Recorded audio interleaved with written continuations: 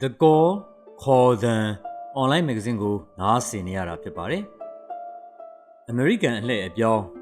ကျော်ဇောခိုင်ဒီလဇန် Trump Zelensky တွေ့ဆုံပွဲမှာ Trump ဒုသမ္မတ JD Vance နဲ့ Zelensky တို့ရဲ့ဆွေးနွေးပွဲဟာကမ္ဘာလုံးကိုအံ့အားသင့်စေခဲ့တယ်။ Trump ရဲ့ဒုတိယသက်တမ်းအစမှာပဲစစ်ဒီပလိုမေစီငြိမ်းချမ်းရေးနဲ့နိုင်ငံတကာဆက်ဆံရေးစတဲ့နယ်ပယ်တိုင်းမှာအပြောင်းလဲလှည့်မြန်လာတာတွေ့ရတယ်။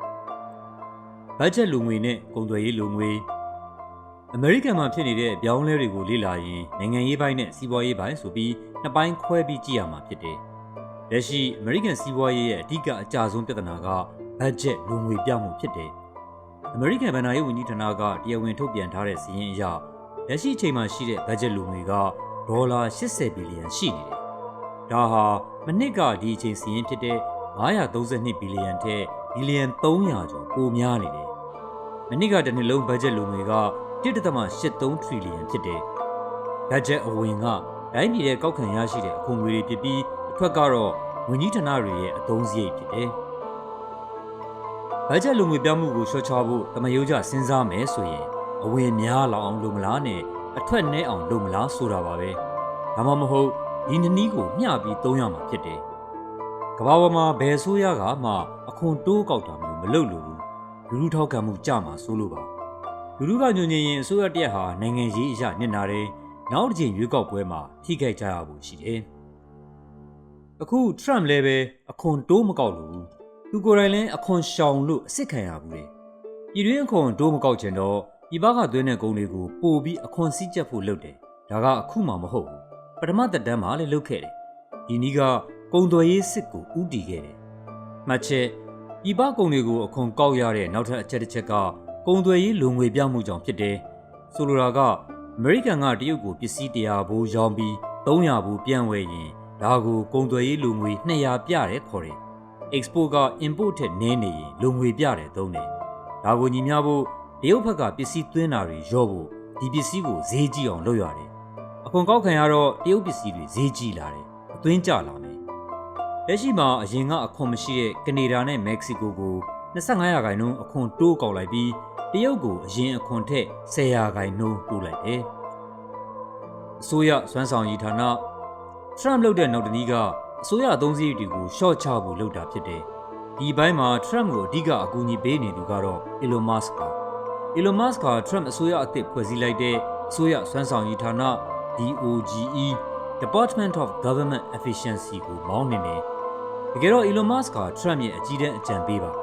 ဒီယာရုကိုအမေရိကန်သမ္မတတွေကတရားဝင်ခန့်ထားပိုင်ခွင့်ရှိတယ်။ဒါပေမဲ့ဝန်ကြီးလိုဌာနတစ်ခုရဲ့အကြီးအကဲယာရုတွေကတော့သမ္မတသဘောတစ်ခုတည်းနဲ့မခန့်နိုင်ဘူး။ဆယ်နှစ်ထောက်ခံချက်ကိုယူဖို့လိုတယ်။ Elon Musk က Trump ဒီသက်တမ်းသမ္မတတာဝန်မယူခင်2025ဇန်နဝါရီတည်းကသူ့ရဲ့လူမှုကွန်ရက် X ကနေ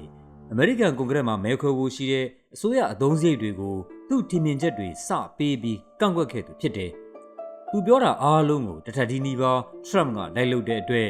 လက်ရှိ Trump အစိုးရမှာ Trump ပေါ်ဩဇာလွှမ်းမိုးမှုအရှိဆုံးလို့သတ်မှတ်ထားကြတာဖြစ်တယ်။ဒါပေမဲ့သူဟာဆယ်နှစ်ကထောက်ခံမှုလိုတဲ့ဘာယာရုတစ်ခုမှယူထားသူမဟုတ်။ခုရပိုင်းတွင်းမှာ DOGE ရဲ့အကြီးအကဲဖြစ် Amy Gleason ဆိုတဲ့အမျိုးသမီးကိုတရားဝင်စတင်ခန့်ထားလိုက်တာတွေ့ရတယ်။ Amy Gleason ဟာအရင်ကအိမ်ဖြူတော်ရဲ့ကိုဗစ်အဖွဲ့မှာ Digital နဲ့ Data အချက်အလက်တွေကိုကင်တွယ်ခဲ့သူဖြစ်လို့DOGE ဟာရှေ့မှာပို့ပြီးတိတိကျကျနဲ့ဖိဖိစီစီလှုပ်လာလိမ့်မယ်လို့ယူဆရတယ်။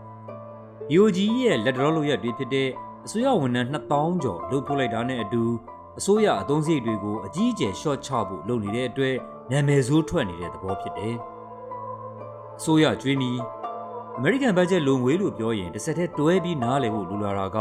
အမေရိကန်အစိုးရရဲ့ကျွေးမီဖြစ်တယ်။တစ်နှစ်ကိုဘတ်ဂျက်လိုငွေ1ထရီလီယံရှိတယ်ဆိုတဲ့သဘောက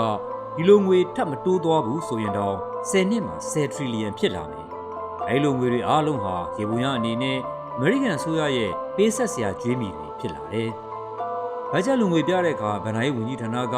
အစိုးရဘွန်းတွေထုတ်ရောင်းရတယ်။ဒီစာချုပ်တွေကိုရောင်းဝယ်လုပ်တဲ့အခါမှာဗဟိုဘဏ်ကဝင်ပါတယ်။ဒါကြောင့်မို့အစိုးရရဲ့ဗဏ္ဍာရေး policy ဟာဗဟိုဘဏ်ငွေကြေး policy ရဲ့ထိန်းချုပ်မှုအောက်ကိုအနည်းနဲ့အများရောက်ရတယ်။ဗဟိုဘဏ်ဟာဒီအယောင်းဝယ်မှာဝင်ပါပြီးတိုင်းပြည်ထဲမှာရှိနေရမယ့်ငွေပမာဏနဲ့ဘဏ်တိုးနှုန်းတွေကိုထိန်းချုပ်တယ်။ ဗဟိုဘဏ်ဥက္ကဋ္ဌရဲ့တီးခြားလွတ်လပ်တဲ့ငွေကြေး policy ဟာထရန့်ပထမသက်တမ်းမှာကတိကအောက်ဖြေရတဲ့အချက်တစ်ချက်ပဲဖြစ်တယ်။ဗဟိုဘဏ်ဥက္ကဋ္ဌကိုသမ္မတကယာထားပြီးဇဲနိတ်ကအတည်ပြုတယ်။ဒါပေမဲ့သက်တမ်းမကုန်မချင်းသမ္မတကထုတ်ခွင့်နဲ့လုပ်ပိုင်ခွင့်ကိုကန့်သတ်လို့မရဘူး။လက်ရှိအမေရိကန်အစိုးရကြွေးမြီဟာအမေရိကန်ဒေါ်လာ36.22 ထရီလီယံရှိနေတဲ့အတွက်ဒီငွေတွေကနေတစ်နှစ်ကိုအတိုး1ထရီလီယံလောက်ပေးဖို့ရှိနေတယ်။အချိန်မှာအမေရိကန်စီးပွားရေးဟာ break ပေါက်သွားနိုင်ခြေရှိနေတယ်။ဒါကြောင့် Elon Musk ကအမေရိကန်ဟာအခြေအနေမပေးရင်ကြွေးမြီတွေမဆက်နိုင်တဲ့ဘဝကိုရောက်သွားနိုင်ခြေရှိနေတယ်လို့သတိပေးခဲ့တာဖြစ်တယ်။အမေရိကန်ဒေါ်လာဟာကမ္ဘာနိုင်ငံတွေရဲ့နိုင်ငံခြားအရန်ငွေဖြစ်နေသမျှတော့ဒီအခြေအနေကိုအပြေးပြေးချင်းကုစားနိုင်မလားပဲသိတော့မသေးကြဘူး။ဒါကြောင့် Trump ကအမေရိကန်ဒေါ်လာကိုနန်းချဖို့ကြံစီတဲ့နိုင်ငံမှန်သမျှအမေရိကန်နဲ့ကုန်သွယ်ခွင့်ပိတ်မယ်လို့ချိန်ချောက်တာဖြစ်တယ်။စစ်ပွဲတွေမကြခင်ရပ်နိုင်မလား။ Trump အစိုးရဟာတနက်တွေနဲ့ပြစ်တဲ့စစ်ပွဲတွေကိုရှောင်ပြီးဘိုက်ဆန်တွေနဲ့ပြစ်တဲ့ကုန်သွယ်စစ်နဲ့ဤပညာရှင်ပြိုင်မှုတွေကိုပြောင်းဖို့ကြိုးစားနေတာတွေ့ရတယ်။ဒီနေ့ထဲမှာအမေရိကန်စက်မှုလုပ်ငန်းနဲ့ကော်လာပြာလူသမားတွေကိုမျှော်လင့်မဲ့ထိခိုက်နေစေခဲ့တဲ့ globalization ကိုပုံစံပြောင်းဖို့ကြိုးစားနေတယ်။အမေရိကန်တဖန်ပြန်လည်ကြီးမြတ်စေဖို့ဆိုတာဒီသဘောကိုဆိုလိုတာဖြစ်တယ်။ဒါပေမဲ့တစ်ဖက်မှာပထဝီနိုင်ငံရေးတင်းအားတွေနဲ့စစ်ပွဲတွေကိုလည်းမျှမျှတတဖြစ်ဖို့ဆိုရင်လွယ်နဲ့မြန်ရုပ်သိမ်းနိုင်ဖို့မဖြစ်နိုင်တာတွေ့ရတယ်။ကမ္ဘာလုံခြုံရေးနဲ့တည်ငြိမ်မှု World Order ဟာစပြီးပြောင်းနေပြီဖြစ်တယ်။မျိုးဦးကိုဘယ်လိုတက်ရောက်မလဲဆက်လက်လေ့လာကြည့်ပါမယ်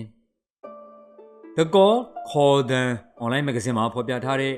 ဆောင်းပါးရှင်ကျော်စောခိုင်ရဲ့ American အလှည့်အပြောင်းသတင်းသုံးသပ်ချက်ဆောင်းပါးကိုကျွန်တော်မြင့်ထက်အောင်ရွတ်ဖတ်ထားတာဖြစ်ပါတယ်ခင်ဗျာ။